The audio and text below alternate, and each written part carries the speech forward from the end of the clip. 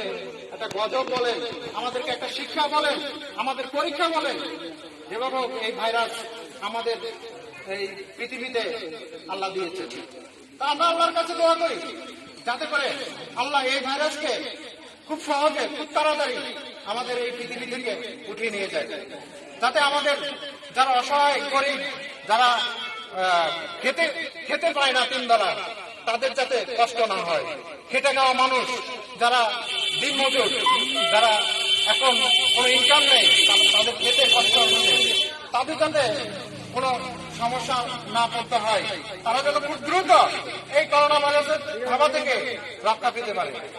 তো এই corona virus উপলক্ষে আপনারা দেখেছেন এলাকায় কোন মেম্বার চেয়ারম্যান কোনো ত্রাণ দিতে দেখেনি, মুখ থেকে আত্মীয় স্বজন সবাইকে তারা ত্রাণ দিয়েছে তাদের ইচ্ছে মতো।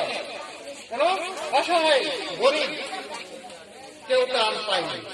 আমি দেখেছি জেলেদের নাম এখানে বিভিন্ন জনকে দিয়েছে, কিন্তু সবার কাছ থেকে টাকা চেয়ে নিয়েছে। এটা কেমন কথা? টাকা কেন নেবে? টাকা দিয়ে তো সরকার তো টাকা নেয় না, সরকার তো ফ্রি ভাবে এই ত্রাণ দিচ্ছে, তাহলে কেন টাকা নেবে? তো আমরা এই যারা টাকা নিয়ে ত্রাণ দিচ্ছে তাদের বিরুদ্ধে প্রতিহত করার জন্য আমরা এই